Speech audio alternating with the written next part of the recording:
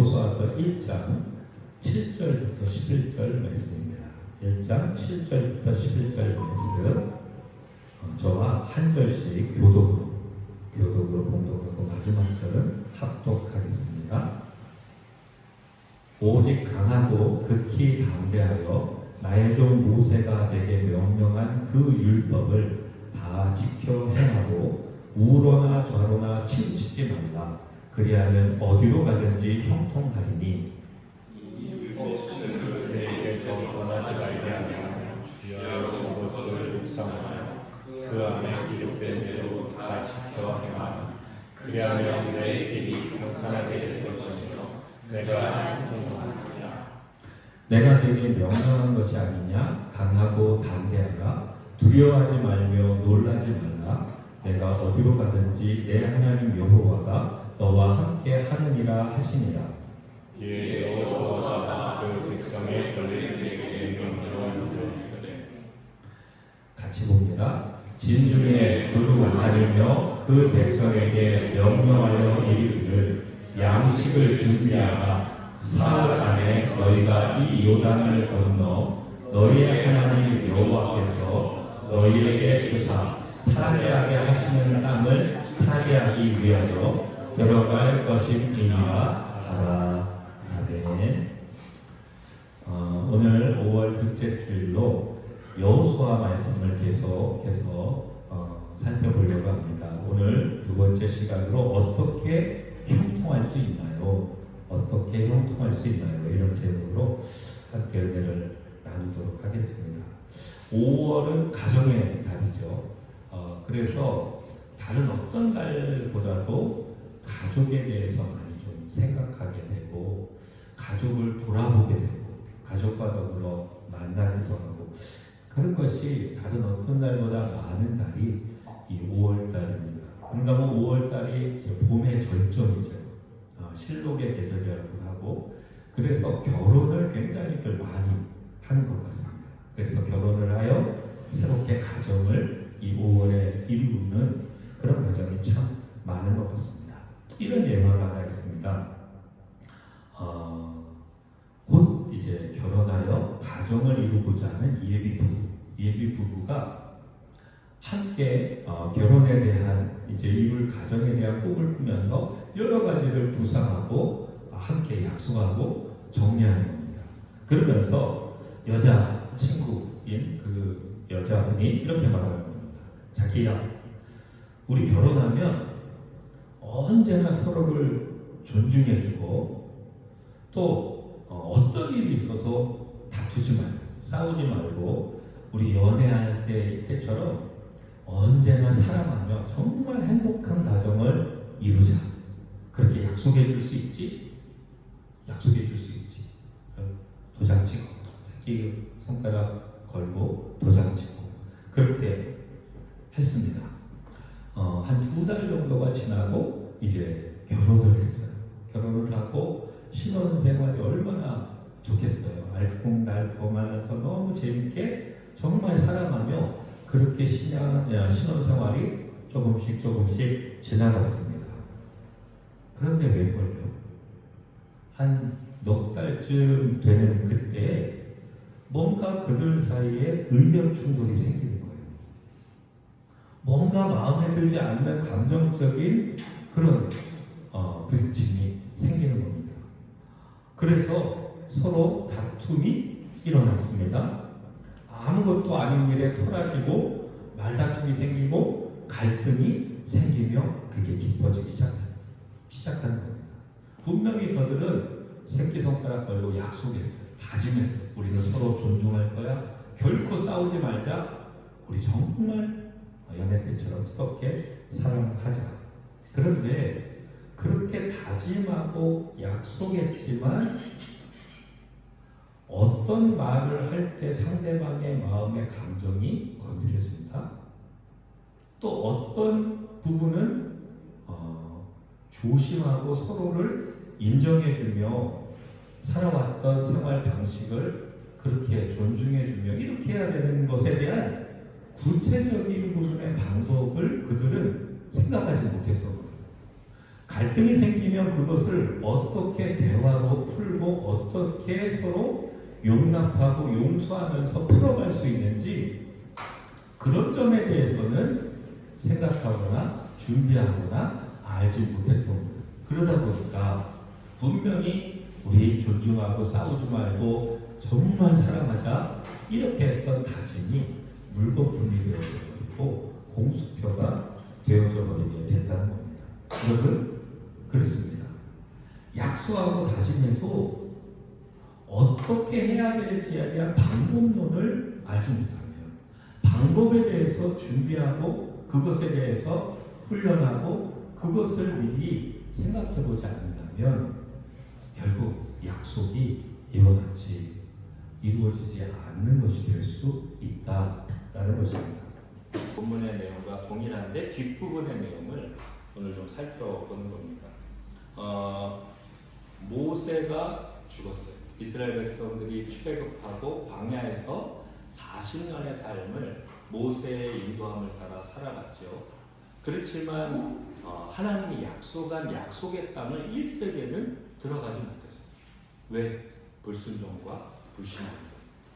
그리고 광야에서 죽고 첫 번째 지도자인 모세도 죽었을 때 하나님이 두 번째 지도자인 여호수아를 불러서 여호수아에게 이제 네가 온 이스라엘 백성을 모세를 뒤를 이어 지도할 지도자가 되라. 이렇게 그에게 사명을 주면서 그를 부르는 그런 장면이 오늘 본문의 내용입니다. 그런데 하나님께서는 모세의 마음 깊은 곳에 숨겨진 것들을 아셨어요. 뭘 아셨느냐? 모세의 마음이, 여호수아의 마음이 약하여져 있고 두려워 떨고 있다는 것을 알았죠. 알아서 하나님이 계속해서 강조해 주시는 말씀이 뭐냐면 너는 강하고 담대하라. 강하고 담대하라. 계속해서 격려해 주는 겁니다. 강하고 담대하라. 그렇게 격려해 주면서 이게 눌리는구나. 격려해 주면서 그의 마음을 붙들어 주는 거예요. 그랬을 때 그가 그렇지 하나님이 나와 함께 하시지 그래 하고 아마 그 마음이 위로받고 힘을 얻고 그렇게 했을 것입니다. 그러면서 하나님이 그에게 주신 약속의 말씀이 뭐였냐면 너는 내가 너와 함께 할 테니 너는 이 모든 백성과 더불어 일어나 이 요단을 건너 내가 그들 곧 이스라엘 자손에게 주는 그 땅으로 가라. 내가 모세에게 말한 바와 같이 너희가 발바닥으로 밟는 모든 곳을 내가 너희에게 주겠다. 이렇게 말해요. 그리고 6절에서도 강하고 담대하라. 너는 내가 그들의 조상에게 맹세하여 그들에게 주리라 한 땅, 그 땅을 이 백성으로 차지하게 할 것이다. 이 사명을 이 여호수아에게 주고 있습니다. 이때 아마 여호수아는 마음 안에 다시 한번 강하고 담대한 마음을 갖게 되고 이제 그 사명을 감당해야지. 하나님이 함께 하신다 하시니 감당해야지. 그랬을 겁니다. 그러면서 하나님 앞에 마음에 고백했을 거예요. 하나님 알겠습니다.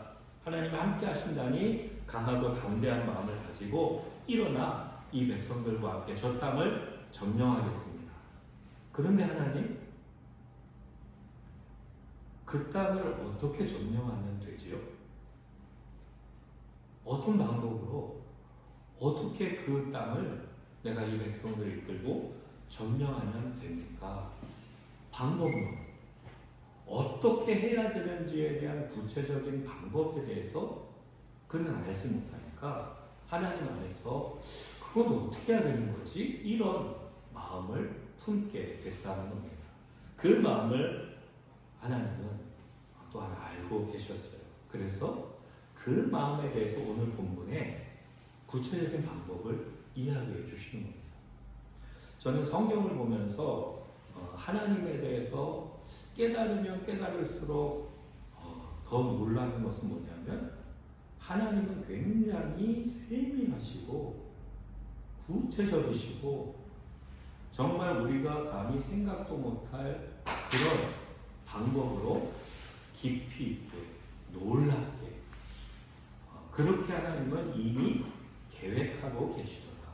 그리고 그것을 우리에게 인도해 주시며 이루고 계신 하나님인 것을 성경은 보면 볼수록 율법에 대해서나 모든 신약 구약의 말씀들을 보면 너무 구체적으로 너무 놀랍게 그것들을 펼쳐주고 계시다.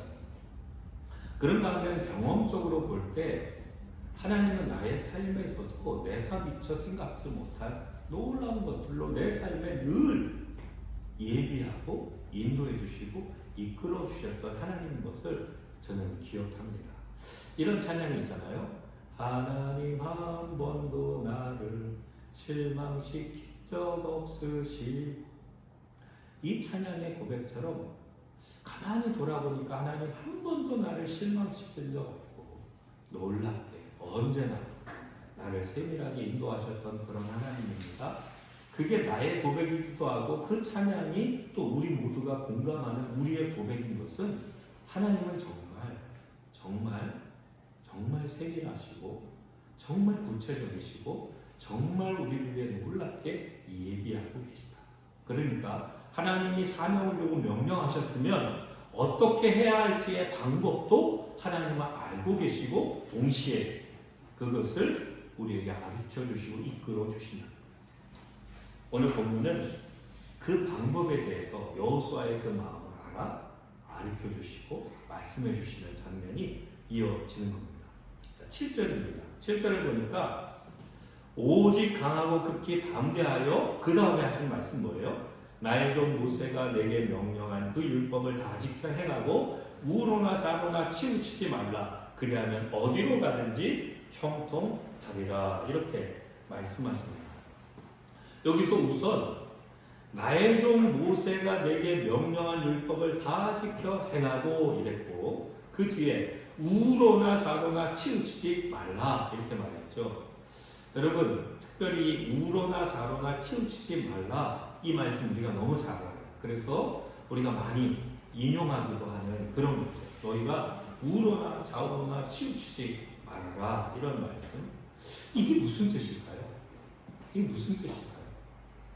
요즘 세상의 모습을 생각한다면 당신은 너무 우쪽으로, 우편향적으로 치우치지도 말고요. 당신은 너무 좌편향적으로, 좌쪽으로도 치우치지 마십시오.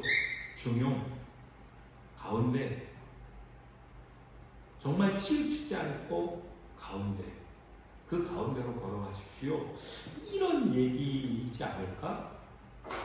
어떤 분들은 이 말씀을 그렇게 해석을 해요. 정말 이쪽으로도 너무 치우치지 말고 저쪽으로도 너무 치지 말고 중용의 길을 가는 게 맞다, 이렇게 해석을 해요. 그런데 오늘 본문은 그걸 말하고 있는 게 아니에요. 오늘 본문은 우로나 좌로나 치우치지 말라는 것은 중용의 길을 걸어가라는 얘기가 아니고 전체적인 앞뒤 문장을 봐야 되는데 이 부분만을 깨놓고 생각하기 때문에 그렇게 해석하는 거예요. 앞에 뭐라고 했어요? 나의 종 모세가 내게 명령한 그 율법을 다 지켜 행하고와 연결됩니다. 율법을 행하는 그 일에 있어서 우로나 좌로나 치우치지 말라, 이렇게 말씀하는 거예요. 특별히 여기서 치우치지라고 우리말로 번역된 이 단어의 히브리어는요, 타수루라고 하는 단어예요. 타수루라는 단어인데 이 단어는 치우치다라는 뜻도 있지만 대부분 많은 부분에 사용하는 뜻이 뭐냐면 돌아서다라는 뜻이에요. 치우치다가 아니라 그거에서 돌아서지 마라, 이런 뜻이다. 그래서 이것을 연결해서 해석해보면 이렇게 말할 수 있어요. 너는 율법에서 우편으로나 좌편으로나 돌아서지 마라. 율법을 바라보지, 하나님의 말씀을 바라보지, 거기서 우편으로나 좌편으로나 돌아서지 말라, 이런 말이에요. 여호수아야, 너는 율법인 하나님의 말씀을 바라보지 우측으로나 좌측으로나 곁눈질하지 말라는 얘기예요. 곁눈질하여 돌아서지 말고 말씀만 바라보고 걸어가라. 그러면 어떻게 하겠다? 내가 너의 길을 형통하게 해주겠다. 이렇게 말합니다. 여러분, 우리가 하나님의 뜻, 하나님 주신 사명을 이루는 일에 형통할 수 있는 방법은 원리예요. 그냥 무슨 방법이기 이전에 원리인데 뭘 바라보는 거예요? 하나님만 바라보고 하나님 말씀만, 하나님만 바라보지 우측으로나 좌측으로나 기웃기웃거리면 곁눈질하면 놓친다는 거예요. 실수한다는 거예요. 주의 말씀은 내 발의 등이요 내 길의 빛이니이다. 그렇죠. 저는 이 말씀 속에서 저 자신에게도 우리 하나의 이름교회에도 말씀하시는 말을 느꼈어요. 하나님, 어떻게 하나의 이름교회가 나아가야 되는 거죠? 예, 하나님의 북한 선교나 또는 정말 하나 이름이라고 하는 교회를 세워나가고 이루어 나가라고 하나님 사명을 주셨는데 그러면 어떻게 가면 됩니까? 너는 나만 바라봐. 너는 내가 너에게 말씀을 줄 테니 말씀만 바라봐. 좌로나 우로나 곁눈질하지 마. 이렇게 말씀하세요. 그러면 네가 갈 바 너의 걸음 빛이 되어 그 말씀으로 이끌어줍니다. 우리 개인들에게도 마찬가지예요. 개인들. 여러분, 다윗이 어떻습니까? 다윗은 하나님의 마음에 합한 사람이에요.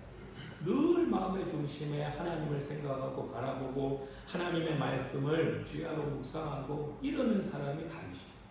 정말 하나님의 마음에 합한 사람. 근데 하나님 바라보고 잘 달려가던 그가 한순간 방심하며 곁눈질했어요.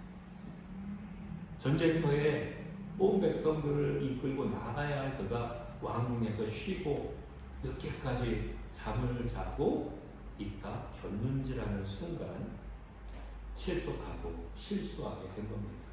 간음죄를 저지르고 살인죄를 저지르고 그렇게 됐어요. 예수님의 수제자 베드로 얼마나 믿음이 대단하고 얼마나 앞장서는 사람입니까? 하루는 배를 타고 제자들이 먼저 간 사이에 풍랑이 일었는데 그 풍랑 사이로 예수님이 물 위를 걸어서 다가오십니다. 유일하게가 나다. 두려워하지 말라. 그랬더니 베드로가 뭐라고 해요? 주님, 정말 주님이시거든 나로 명하여 나로 물 위를 걸어오라 말씀하소서. 와라. 예수님 말씀하십니다. 그때 베드로가 어떻게 해요? 호수, 그 깊은 바다 거기에 발을 내디뎌 물 위에 섰다는 거예요. 아마 머뭇머뭇거리고 두렵고 막 이럴 텐데 오라 말씀하시니까 딱 주님 바라보고 물 위에 섰어요. 물 위를 걷는 최초의 인간이 되었어요. 물 위를 투벅투벅 걸어 주님께로 바라보며 가다가 순간 곁눈질하는 순간 곁눈질하여 파도 일어나는 그 파도를 보는 순간 믿음이 약해집니다.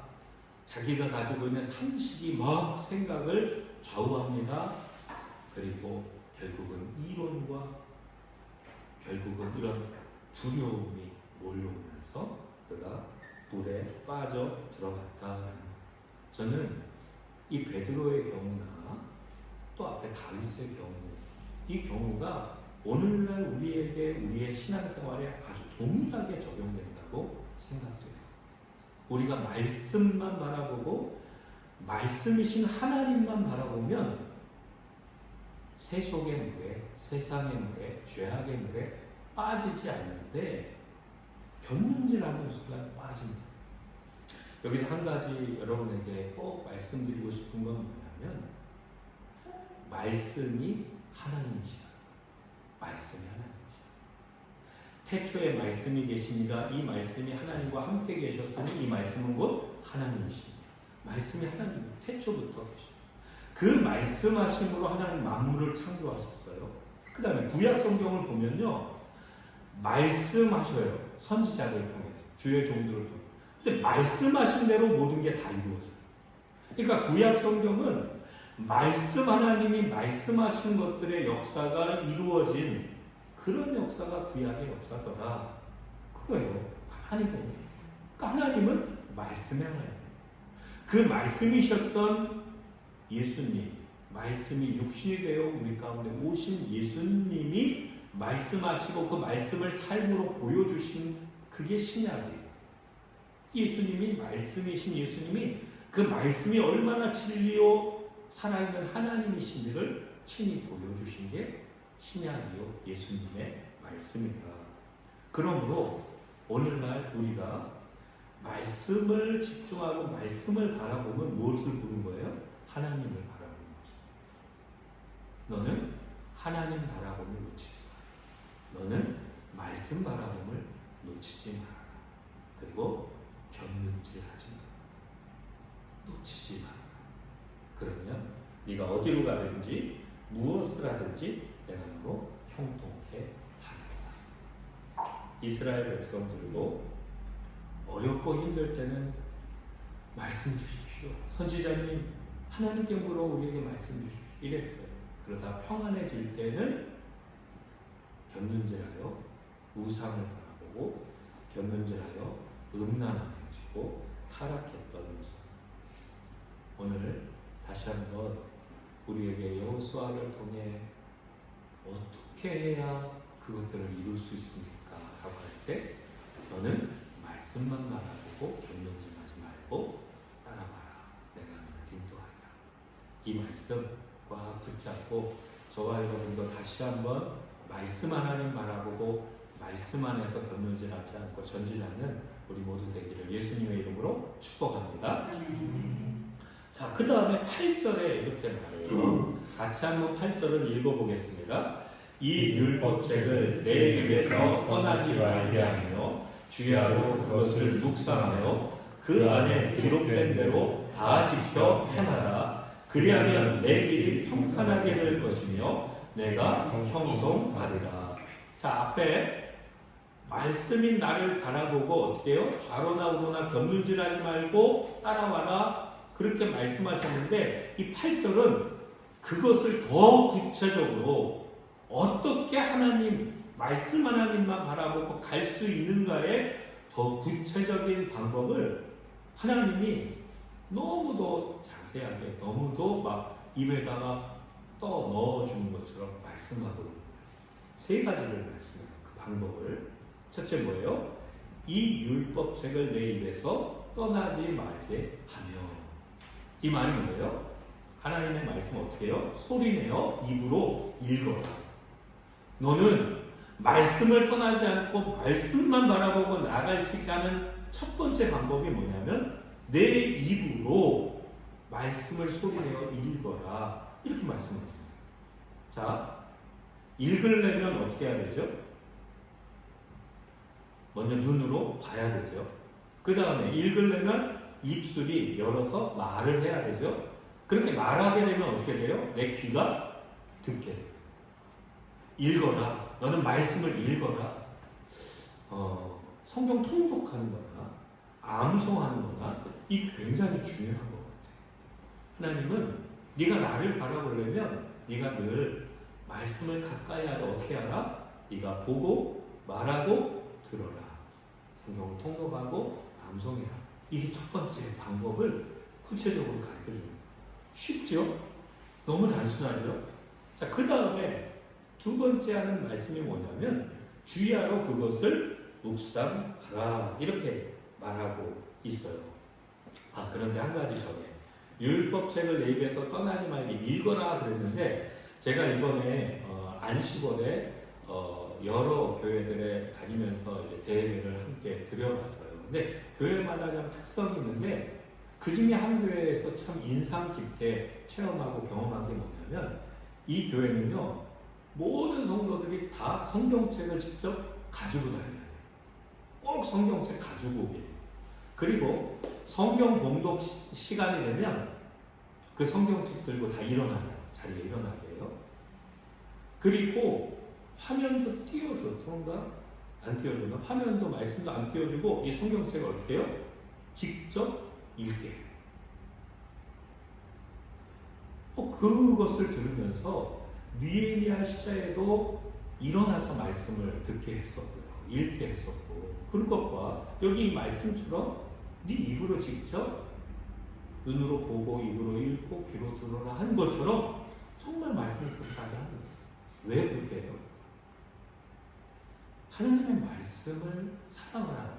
성경 가까이 하고 가지고 다니고 그걸 직접 보고 말하고 들어야 되는데 이거 안 갖고 다니고 스마트폰으로 또는 뭐 다른 방법으로 우리들이 자꾸만 이제는 편한 쪽으로 가다 보니까 자연스럽게 말씀과도 멀어지게 된다. 그럼 자꾸만 어떻게 해요? 성경을 네가 직접 보고 읽고 그 다음에 들어라. 이렇게 말씀한다라는 거예요. 두 번째는 뭐냐? 주의하러 그것을 묵상하라. 이렇게 말하고 있는 겁니다. 주의하러 그것을 묵상하라. 이 말은 묵상하라라고 하는 단어가 하기타라고 하는 단어인데 이건 중얼거리다 이런 말이에요. 중얼거리다. 계속해서 또 중얼거리고 또 중얼거리고 이렇게 하라는 그런 말이에요. 양이나 소가 되새김질을 하듯이 너는 아침에 읽고 들었던 그 말씀을 어떻게 해요? 중간에 또 중얼중얼하며 생각하고 중얼중얼하며 생각하고 이렇게 말씀하는 거예요. 근데 저는 눈에 들어온 부분이 뭐냐면 이번에 주야로라고 하는 그런 구조예요. 주야로 그것을 묵상하라는 거예요. 낮 시간에도 밤 시간에도 아침에 들었던 말씀을 중얼거리며 말하라. 생각하라. 이런 거예요. 제가 이 부분은 설교 준비할 때 이것을 체험한 적이 있어요. 어떻게 하냐면 저는 설교 준비를 이 본문이 있으면 그 본문을 월요일이나 화요일쯤에 본문을 먼저 읽어요. 본문을 읽고 본문을 파악하고 읽고 그날 뭐 주석을 볼 수도 있고 뭐도 하지만 먼저 좀 생각해요. 그런데 어떤 날은 저녁 시간에 뭐 시간이 안 돼서 못 읽다가 저녁 시간 되면 저녁 시간에 또 읽고라도 자려고 해요. 근데 읽고 자면 놀라워요. 그 밤에 자면서 무의식 속에서 그거를 생각하는지 아침에 일어나면 저녁에 미처 생각하지 못했던 다른 부분의 깨달음이 탁 일어나요. 그리고 낮 시간에 다시 펴서 주석도 보고 뭐 이렇게 하면 또 다시 더 깊이 깨닫게 돼요. 이게 말씀을 한번 읽고 끝나는 게 아니라 이걸 중얼중얼하고 생각하고 또 이렇게 하다 보면 깊이 그 말씀을 향해 내게 말씀하시는 하나님의 음성이 또렷해지더라고요. 분명해지더라고요. 그래서 깨닫게 되고 붙잡게 되고 그래서 설교 준비가 점점 완성되어져 가는 것을 보게 돼요. 마찬가지예요. 여러분들도 아침에 일단 읽고 그 다음은 뭐냐면 낮 시간에 밤 시간에 자꾸만 이거 다시 떠올려보고 생각해보라. 그러면 하나님이 그것 속에서 내게 당신의 뜻을 분명하게 내가 어떻게 해야 될지에 대한 방법도 분명하게 그렇게 인도해 주시고 이끌어 주십니다. 쉽죠? 자, 여기서 한 가지 질문해 볼게요. 얘들아, 봐봐. 재윤아. 자, 봐봐. 누가 어떤 사람이 말하는 약속을 하는 거야. 네가 하루에 성경 한 장을 아침에 소리내서 읽고 그 다음에 낮 시간에도 중얼중얼 하면서 생각해보고 밤 시간에도 중얼중얼 하면서 생각해보면 3일만 네가 그렇게 하면 내가 10만 원 줄게. 할래 안 할래? 하지? 10만 원 줘야 그렇지. 그냥 아침에 읽고 그 다음에 낮에 저녁 때 생각하고 중얼중얼거리고 이걸 3일만 하면 하겠지? 하겠지? 어때? 제아도 하지? 그치? 하지. 그게 웬 꿀이냐, 그치? 이게 얼마나 좋은 알바야. 그렇게 생각할 수 있지. 자, 그런데 10만 원이 문제가 아니야. 하나님 뭐라고 하냐면 네가 그렇게 해. 그러면 네 모든 걸음에 내가 형통하게 해줄게. 하나님이 그렇게 약속했다니까. 하나님은 약속을 그르치는 분이 아니에요. 근데 문제는 뭐냐면 믿고 우리가 순종을 하고 있지 않다는 거예요. 네가 정말 날마다 나의 말씀에 귀 기울이면서 네가 읽고 네가 주야로 묵상하면서 내게 집중하고 내가 뭐라 말하는지 네가 귀 기울이려고 한다면 내가 내 길을 형통하게 해줄게. 네가 어떻게 행할지 방법을 알려줄게. 너희가 공부하는 것도 우리가 살아가는 인생의 걸음걸음 모든 면에 그렇게 해줄게. 하나님 완전히 밥을 떠서 입에 먹여주는 방법을 가르쳐주고 있는데도 우리가 그렇게 못하고 있는 경우가 많다. 한번 해봐. 한번 우리가 결단하고 주님이 가르쳐주신 이 방법으로 다시 한번 말씀으로 돌아가고 다시 한번 말씀을 주야로 묵상하며 걸어갈 때 우리 인생 속에 역사하시는 그 하나님의 능력을 우리 모두가 경험하게 될 줄 믿습니다. 마지막으로 세 번째 뭐라고 해요? 그 안에 기록된 대로 다 지켜 행하라 이렇게 말하고 있는 거예요.